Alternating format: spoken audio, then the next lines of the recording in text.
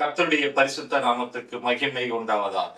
Levi Bible Christian மூலமாய் உங்களை சந்திப்பதில் மிகுந்த மகிழ்ச்சி அடைகிறேன். கர்த்ததாமே உங்கள் யாவரையும் ஆசீர்வதிப்பாராக. இன்றைக்கும் நாம் தியானிக்க போகின்ற தேவ செய்தியின் தலைப்பு, நோவா காலத்தில் வாழ்ந்த ராட்சதர்கள் யார்? நோவாவின் காலத்தில் ராட்சதர்கள் வாழ்ந்தார்கள் என்று வேதம் எழுதி வைத்திருக்கிறது. அப்படியானால் நோவா காலத்தில் வாழ்ந்த அந்த ராட்சதர்கள் யார்? தேவ குமாரர்கள் யார்?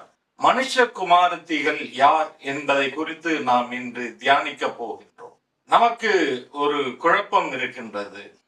இந்த தேவ தூதர்கள் பூமியில் உள்ள ஆதாமின் சந்ததியை சார்ந்த மனுஷ குமாரத்திகளின் அழகில் மயங்கி மனித ரூபம் எடுத்து அவர்களை திருமணம் செய்து கொண்டதாக நாம் குழம்பிக் கொள்கிறோம். அப்படி தேவ தூதர்கள் மனித ரூபம் எடுத்து மனுஷ குமாரத்திகளை ஏமாற்றி திருமணம் செய்திருந்தால், தேவன் ஏன் மனிதர்களை உண்டாக்கியதற்காக விசனப்பட வேண்டும், மனஸ்தாபப்பட வேண்டும்? ஏன் மனிதர்கள் மீது தேவன் கோபப்பட வேண்டும்? ஏன் மனிதர்களை தேவன் அழிக்க முடிவு செய்ய வேண்டும்? ஏமாற்றி திருமணம் செய்தது தேவ தூதர்கள் தானே. அவர் தேவ தூதர்களை உருவாக்கினதற்காக மனஸ்தாபப்பட்டிருக்க வேண்டும். தேவ தூதர்களை அவர் அழிக்க முடிவெடுத்திருக்க வேண்டும். அதற்கு மாறாக ஏன் மனிதர்களை அழிக்க முடிவு செய்தார்? தேவ தூதர்கள் தான் பாவம் செய்தார்கள் என்பதை தேவன் அறியாமலா இருந்திருப்பார். ஒரு காரியத்தை குறித்து நாம் பார்ப்போம்.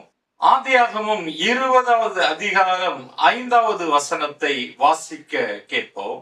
இவள் தன் சகோதரி என்று அவன் என்னோடே சொல்லவில்லையா? அவன் தன் சகோதரன் என்று இவளும் சொன்னாலே, உத்தம இருதயத்தோடு சுத்தமான கைகளோடு இதை செய்தேன் என்று சொன்னான். இந்த சம்பவம் எங்கே நடக்கிறது என்றால், ஆபிரகாமின் மனைவியாகிய சாராளை ஆபிரகாம் தன்னுடைய சகோதரி என்று சொல்லி இருந்தான். அவன் அப்படி சகோதரி என்று சொன்னதின் நிமித்தமாக அபிமெலேக்கு சாராளின் அழகில் மயங்கி சாராளை கடத்தி கொண்டு போய் திருமணம் செய்ய முடிவு செய்தான். அப்பொழுது தேவன் இறங்கி வந்து அவனுக்கு சொப்பனத்தில் வெளிப்பட்டு அவனை தடுத்தார்.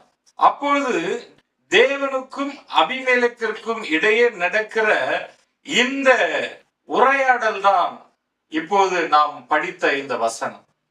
அப்பொழுது அபிமெலேக்கு சொல்கிறான், ஆபிரகாம் இவளை தன் சகோதரி என்று சொல்லி இருந்தானே, இவனும் அவனை தன் சகோதரன் என்று சொல்லி இருந்தானே, அந்த உத்தம இருதயத்தோடு தானே, சுத்த கைகளோடு தானே நான் இவளை எடுத்துக்கொண்டேன் என்று தேவனிடத்தில் அவன் சொல்லும் பொழுது தேவன் என்ன சொல்கிறார்? ஆதியாகமம் 20வது அதிகாரம் 6வது வசனத்தை பார்ப்போம். அப்பொழுது தேவன், உத்தம இருதயத்தோடு நீ இதை செய்தாய் என்று நான் அறிந்திருக்கிறேன். நீ எனக்கு விரோதமாய் பாவம் செய்யாதபடிக்கு உன்னை தடுத்தேன். ஆகையால் நீ அவளை தொட நான் உனக்கு இடம் கொடுக்கவில்லை. அபிமெலேக்கு உத்தம இருதயத்தோடு சாராளை கடத்தி கொண்டு போனான் என்பதை தேவனே சாட்சி கொடுக்கிறார். ஏனென்றால் அபிமெலேக்கினுடைய இருதயத்தில் சாராளின் அழகில் மயங்கி இருக்கிறான். அப்படி இருந்தும் இவள் ஆபிரகாமுடைய சகோதரி தானே, அவனுடைய மனைவி இல்லையே என்று எடுத்துக்கொள்கிறான்.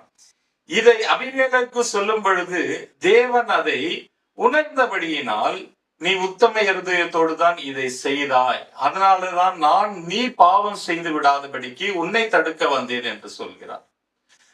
அப்படி அபிமெலேக்கு செய்த காரியத்தின் தாற்பயத்தை அறிந்த தேவன், தேவ தூதர்கள் மனித அவதாரம் எடுத்து மனுஷ குமாரத்திகளை ஏமாற்றி திருமணம் செய்து பிள்ளைகளை பெற்றிருந்தால், மனுஷ குமாரத்திகள் ஏமாற்றப்பட்டு இப்படி கர்ப்பத்தை சுமந்து பிள்ளைகளை பெற்றிருக்கிறார்கள் என்பதை அறியாமலா இருப்பார்?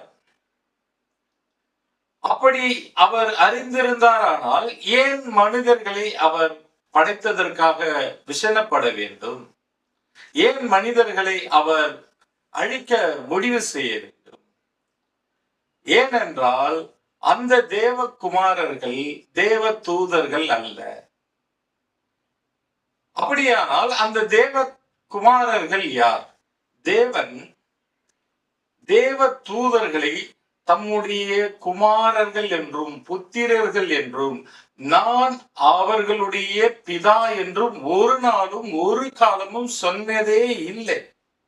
எபிரேயரின் புஸ்தகம் 1வது அதிகாரம் 5வது வசனத்தை வாசிப்போம். எப்படி எனில், நீர் என்னுடைய குமாரன், இன்று நான் உம்மை ஜெனிப்பித்தேன் என்றும் நான் அவருக்கு பிதாவாய் இருப்பேன், அவர் எனக்கு குமாரனாய் இருப்பார் என்றும் அவர் தூதர்களில் யாருக்காவது எப்போதாகிலும் சொன்னதுண்டா? இங்கு வேதம் தெல்ல தெளிவாக எழுதி வைத்திருக்கிறது. நான் தேவ தூதர்களுக்கு பிதா என்றும் அவர்கள் என்னுடைய குமாரர்கள் என்றும் நான் என்றைக்காவது எப்பொழுதாவது சொன்னது உண்டா என்று வேதம் தெல்லம் தெளிவாக எழுதி வைத்திருக்கிறபடியினால் அந்த தேவ குமாரர்கள், நோவா காலத்தில் வாழ்ந்த தேவ குமாரர்கள் தேவ தூதர்கள் அல்ல. ஏனென்றால் அதில் தேவ குமாரர்கள் என்று எழுதப்பட்டிருக்கிறது. அப்படியானால் இந்த தேவ குமாரர்கள் தேவ பிள்ளைகள் தான். தேவ பிள்ளைகள் செய்த தவறினால்தான் தேவன் மனிதர்களை அழிக்க முடிவெடுத்தார். அதனாலதான் மனிதர்களை படைத்ததற்காக அவர் மனஸ்தாபப்பட்டார். ஆதியாகமம் 6வது அதிகாரம் 6வது வசனத்தை பார்ப்போம். தாம் பூமியிலே மனுஷனை உண்டாக்கினதற்காக கர்த்தர் மனஸ்தாபப்பட்டார், அது அவர் இருதயத்துக்கு விசனமாயிருந்தது. தேவகுமாரர்களாகிய மனிதர்கள் செய்த தவறினால்தான் தாம் பூமியிலே மனிதனை உண்டாக்கியதற்காக மனஸ்தாபப்பட்டார், அவருடைய இருதயத்திற்கு அது விசனமாக காணப்பட்டது. தேவ தூதர்கள் அந்த பாவத்தை செய்திருந்தார், அவர் தேவ தூதர்களை உருவாக்கினதற்காக மனஸ்தாபப்பட்டிருப்பார், அதற்காக அவருடைய இருதயத்தில் விசனம் ஏற்பட்டிருக்கும். ஆனால் இங்கு அவருடைய இருதயத்திற்கு விசனத்தை ஏற்படுத்தியவர்கள் தேவகுமாரர்கள். அதனாலதான் இந்த மனிதர்கள் பூமியில பெருக தோன்றினபடியினால் தேவன் மனித இனத்தையும் ஒட்டுமொத்த ஜீவ சுவாசமுள்ள அனைத்தையும் அழிக்க முடிவு செய்தார். ஆதியாகமம் 6வது அதிகாரம் 7வது வசனத்தை பார்ப்போம். அப்பொழுது கர்த்தர், நான் சிருஷ்டித்த மனுஷனை பூமியின் மேல் வைக்காமல் மனுஷன் முதற்கொண்டு மிருகங்கள், ஊரும் பிராணிகள், ஆகாயத்து பறவைகள் பரியந்தமும் உண்டாயிருக்கிறவைகளை நிக்கிரகம் பண்ணுவேன், நான் அவர்களை உண்டாக்கினது எனக்கு மனஸ்தவமாய் இருக்கிறது என்றார். மனிதர்கள் செய்த தவறினால்தான், மனிதர்கள் செய்த பாவத்தினால்தான், தேவகுமாரர்கள் செய்த பாவத்தினால்தான் தேவன் இந்த பூமியை அழிக்க முடிவு செய்தார்.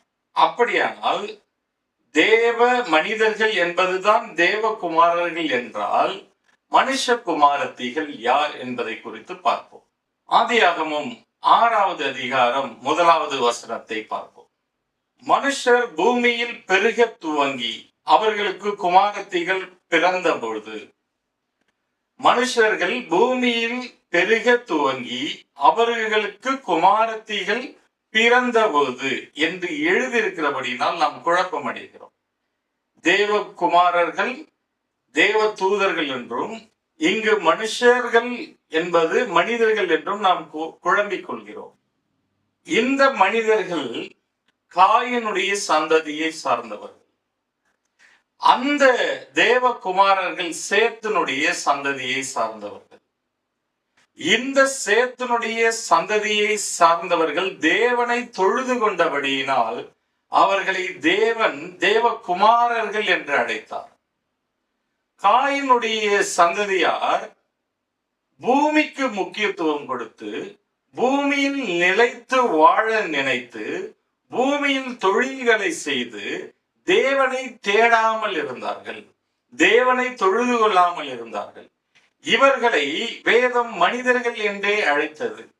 இந்த காயினுடைய சந்ததியார் பூமியில் பெருக துவங்கிய பொழுது தேவ குமாரர்கள் இந்த பெண்களின் மீது இவர்களின் அழகில் மயங்கி இவர்களை திருமணம் செய்து கொண்டார்கள்.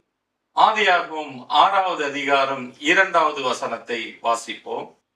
தேவகுமாரர் மனுஷ குமாரத்திகளை அதிக சௌந்தரியம் உள்ளவர்கள் என்று கண்டு அவர்களுக்குள்ளே தங்களுக்கு பெண்களை தெரிந்து கொண்டார்கள். இங்கு தேவ தூதர்கள் மனித ரூபம் எடுத்து மனுஷ குமாரத்திகளை ஏமாற்றவில்லை. தேவகுமாரர்கள் தேவனை தொழுது கொண்டவர்கள், காயனுடைய சந்ததியை சார்ந்த மனுஷ குமாரத்திகளின் அழகில் மயங்கி அவர்களில் தங்களுக்கு பெண்களை தெரிந்து கொண்டு திருமணம் செய்து கொண்டார்கள். எப்பொழுது இந்த சேத்தின் சந்ததியார் தேவகுமாரர்கள் என்று அழைக்கப்பட்டார்கள்? ஆதியாகமம் 4வது அதிகாரம் 26வது வசனத்தை வாசிப்போம்.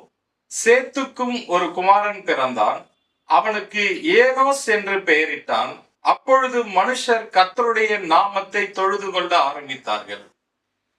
இந்த சேத்தனுடைய சந்ததி உண்டான பிறகுதான் அவர்கள் கர்த்தரை தொழுது கொள்ள ஆரம்பித்தார்கள்.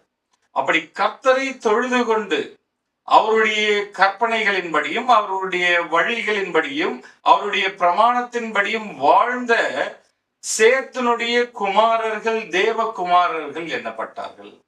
காயினுடைய சந்ததியை சார்ந்தவர்கள் தேவனை தொழுது கொள்ளாமல் உலகத்திற்கு முக்கியத்துவம் கொடுத்து வாழ்ந்தபடியினால் அவர்கள் மனிதர்களாகவே கருதப்பட்டார்கள்.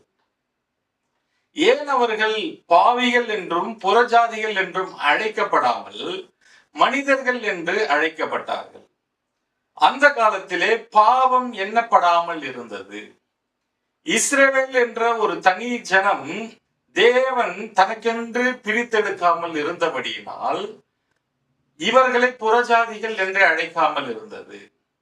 அன்றைய காலத்திலே பாவம் எண்ணப்படாமல் இருந்தபடியினால் காயனுடைய சந்ததியாரை பாவிகள் என்றும் அழைக்காமல் இருந்தார்கள்.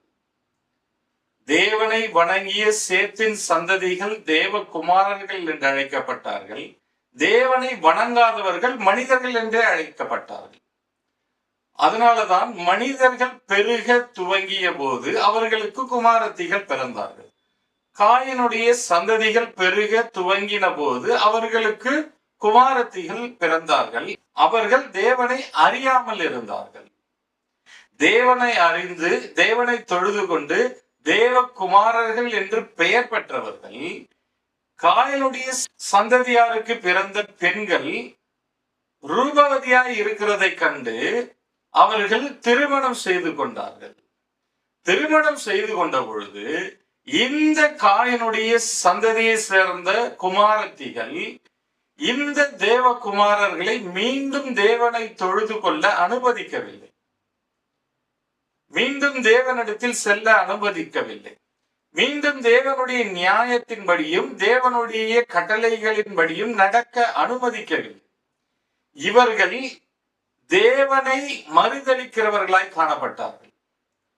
அந்த பெண்களுடைய பேச்சை கேட்டு இவர்கள் தேவனை தொழுது கொள்ளாமல் தேவனுடைய பிரமாணங்களின்படியும் கட்டளைகளின்படியும் வழிகளின்படியும் நடவாமல் மனித வழக்கமாகவே நடக்க ஆரம்பித்தார்கள். காயின் எப்படிப்பட்ட சுபாவம் உடையவனாயிருந்தான்? அவன் எரிச்சல் உள்ளவனாக இருந்தான், தன் சகோதரனை பகைக்கிறவனாக இருந்தான், பொய் சொல்கிறவனாகவே இருந்தான், தன் சகோதரனை கொலை செய்தவனாகவே இருந்தான். அவனுடைய பேரன் எப்படிப்பட்டவனாயிருந்தான்? காயின் கொன்றதை போலவே அவன் இன்னொருவனை கொன்றான். அப்படிப்பட்ட சுபாவம் இந்த தேவகுமாரர்களுடைய பிள்ளைகளுக்கும் வந்துவிட்டது. காயினுடைய சந்ததியில் அவர்கள் பெண்களை தெரிந்து கொண்டு திருமணம் செய்து கொண்டபடியினால் அவர்களுக்கு பிறந்த பிள்ளைகள் பலவான்களாக மாறினார்கள். இங்கு வேதத்தில் இன்னொரு விஷயம் எழுதப்பட்டிருக்கிறது. ஆதியாகமம் 6வது அதிகாரம் 4வது வசனத்தை வாசிக்க கேட்போம்.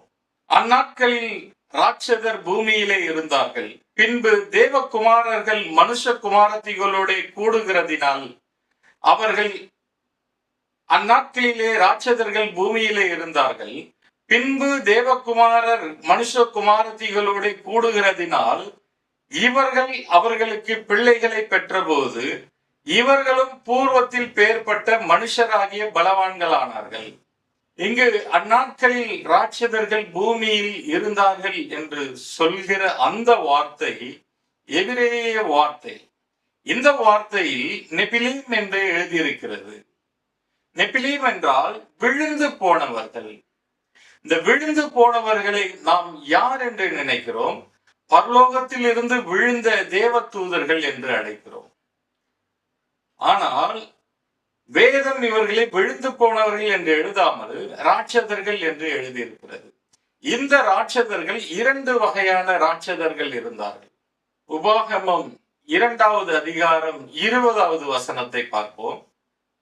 அதுவும் ராட்சதருடைய தேசமாக எண்ணப்பட்டது. முற்காலத்தில் ராட்சதர் அதிலே குடியிருந்தார்கள். அம்மோனியர் அவர்களை சம்சூமியர் என்று அழைத்தார்கள். இந்த ராட்சதர்களுக்கு சம்சூமியர்கள் என்று பெயர். ஆதியாகமம் 6வது அதிகாரத்தில் எழுதப்பட்டுள்ள ராட்சதர்களுக்கு நெபிலீம் என்று பெயர். நெபிலீம் என்றால் விழுந்து போனவர்கள். சம்சூமியர்கள் என்றால் கோலியாத் எப்படிப்பட்டவனாக இருந்தான், ஓக் என்ற ராஜா எப்படிப்பட்ட உயரமும் எப்படிப்பட்ட பலமும் உள்ளவனாக இருந்தான்.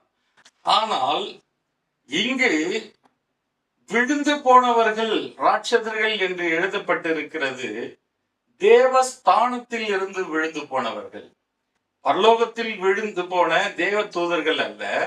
தேவன் தம்முடைய குமாரர்கள் என்ற ஸ்தானத்தில் உயர்த்தி வைத்திருந்த சேத்தின் சந்ததியார் அந்த ஸ்தானத்தில் இருந்து விழுந்து போனார்கள். எப்படி விழுந்து போனார்கள்? சங்கீதங்களின் புஸ்தகம் 82வது சங்கீதம் 6வது வசனத்தை வாசிப்போம். நீங்கள் தேவர்கள் என்றும் நீங்கள் எல்லோரும் உன்னதமானவரின் மக்கள் என்றும் நான் சொல்லியிருந்தேன். இங்கு மனிதர்களை தேவன் எப்படி சொல்கிறார்? நீங்கள் தேவர்கள் என்றும் நீங்கள் எல்லோரும் உன்னதமானவரின் மக்களும் என்று நான் சொல்லியிருந்தேன். அப்படி ஒரு உயர்ந்த ஸ்தானத்தில் கர்த்தர் தம்முடைய பிள்ளைகளை உயர்த்தி வைத்திருந்தார். அவர்களுக்கு தேவனுடைய உன்னதமானவரின் பிள்ளைகள் என்கின்ற ஸ்தானத்தை கொடுத்து, தேவர்கள் என்ற ஸ்தானத்தை கொடுத்து உயர்த்தி வைத்திருந்தார்.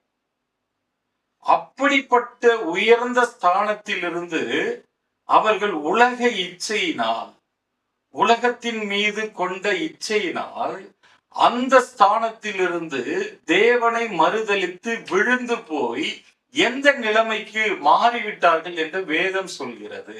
சங்கீதங்களின் புஸ்தகம் 82வது சங்கீதம் 7வது வசனத்தை வாசிப்போம். ஆனாலும் நீங்கள் மனுஷரை போல் செத்து லோக பிரபுக்களில் ஒருவனை போல விழுந்து போனீர்கள். இங்கு தெளிவாய் சொல்கிறது, நான் உங்களை தேவர்கள் என்றும் உன்னதமானவரின் மக்கள் என்றும் உயர்த்தி வைத்திருந்தேன். ஆனாலும் நீங்கள் அந்த ஸ்தானத்திலிருந்து செத்து மனிதர்களை போல, இவர்கள் உன்னதமானவர்களின் மக்கள் என்று சொல்லும் போதும் மனிதர்கள் தான், தேவர்கள் என்று தேவன் அழைக்கும் போதும் மனிதர்கள் தான். இந்த மனிதர்களுக்கு தேவன் அந்த ஸ்தானத்தை கொடுத்து வைத்திருந்தார். அவர்கள் தேவனை மறுதலிக்கும் பொழுது, தேவனை விட்டு பின்வாங்கும் பொழுது, உலகத்தை நோக்கி போகும்போது, மாம்சத்தில் நடக்கும் பொழுது, ஆவியில் செத்த பொழுது அவர்கள் மீண்டும் மனிதர்களாக மாறுகிறார்கள். இப்படித்தான் நோவா காலத்திலே தேவனை தொழுது கொண்டவர்களை தேவன் தேவகுமாரர்கள் என்று அழைத்திருந்தார். அவர்களை பிரபுக்களாக வைத்திருந்தார்.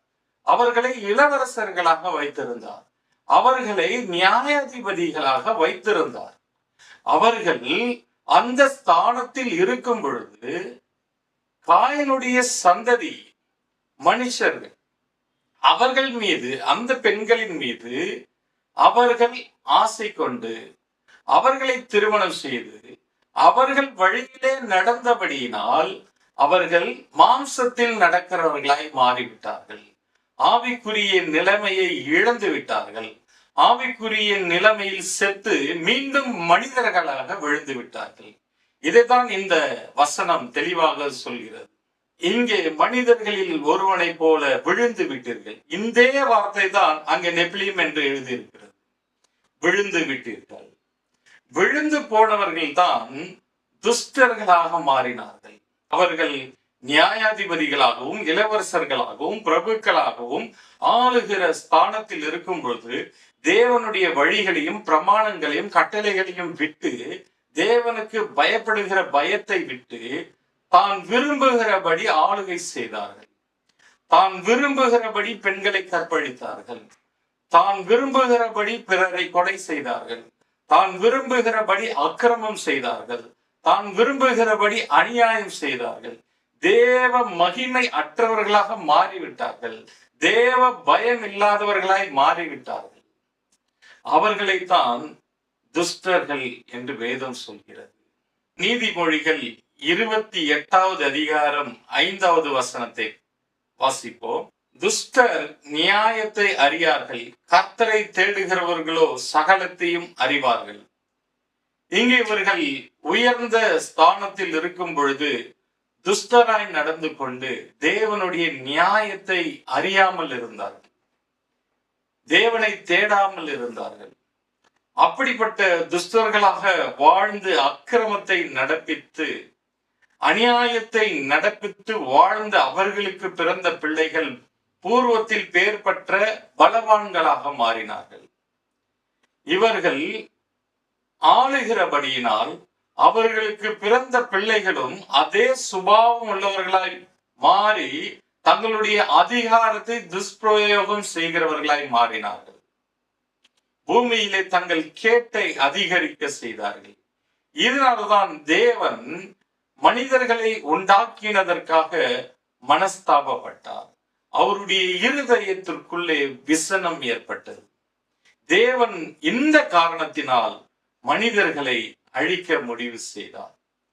அதில் ஒரே ஒருவன் மட்டும் நீதிமானாக கர்த்தருடைய பார்வைக்கு காணப்பட்டார். ஒட்டுமொத்த வேதத்திலேயும் கர்த்தர் நீதிமான் என்று சொன்ன ஒரே மனிதன் இந்த நோவா மட்டுமே. இவன் தேவகுமாரன் என்ற ஸ்தானத்தை இழந்து போகவே இல்லை. தேவன் அவனை உயர்த்தி வைத்த அந்த புத்திர சுவீகாரத்தை அவன் இழந்து போய்விடாமல் உலகத்தின் இச்சைகளுக்கும் உலகத்தின் மேன்மைகளுக்கும் அவன் தன்னை விற்று போடாமல் தன்னையும் தன் குடும்பத்தையும் காத்து கொண்டபடியினால் தேவனுடைய கண்களில் அவனுக்கும் அவன் குடும்பத்திற்கும் இரக்கம் கிடைத்தது. ஆதியாகமம் 6வது அதிகாரம் 8வது வசனத்தை வாசிப்போம். நோவாவுக்கோ கர்த்தருடைய கண்களில் கிருபை கிடைத்தது. தன்னுடைய ஆதி மேன்மையை அவன் காத்து கொண்டபடியினால், தன்னுடைய ஸ்தானத்தை அவன் காத்து கொண்டபடியினால், தன்னுடைய ஆவியை அவன் காத்து கொண்டபடியினால், மாம்சத்திற்கு அவன் முக்கியத்துவம் கொடுக்காமல், உலக இச்சைகளுக்கு அவன் முக்கியத்துவம் கொடுக்காமல், கர்த்தர் என்னை உயர்த்தி வைத்திருக்கிற இந்த ஸ்தானத்தை நான் காப்பாற்றிக் கொள்ள வேண்டும் என்று அவன் வைராக்கியமாய் வாழ்ந்து கர்த்தரோடு சஞ்சரித்தபடியினால் அவனுக்கு கர்த்தருடைய கண்களில் கிருபை கிடைத்தது. ஆதியாகமம் 6வது அதிகாரம் 9வது வசனத்தை வாசிப்போம். நோவாவின் வம்ச வரலாறு. நோவா தன் காலத்தில் இருந்தவர்களுக்குள்ளே நீதிமானும் உத்தமனுமாய் இருந்தான். நோவா தேவனோட சஞ்சரித்துக் கொண்டிருந்தான். நோவாவின் காலத்திலே எல்லோரும் தேவனை தொழுது கொண்ட எல்லோரும் தேவகுமாரர்கள் என்று அழைக்கப்பட்டார்கள். அவனோடு சஞ்சரித்த எல்லோரும் தேவகுமாரர்கள் என்று அழைக்கப்பட்டார்கள். ஆனால் எல்லோரும் மனுஷ குமாரத்திகள் மீது அழகில் மயங்கி அவர்களை திருமணம் செய்து கொண்டு மனிதர்களாகவே மாறிவிட்டார்கள். இவன் மாத்திரமே தேவகுமாரன் என்ற ஸ்தானத்தை தப்புவித்துக் கொண்டான். எதனாலே தப்புவித்துக் கொண்டான்? அவன் தேவனோடு சஞ்சரித்தபடியினான். அதனாலதான் அவன் நீதியில் நடக்கிறவனாகவும் உத்தமனமாகவும் இருந்தான்.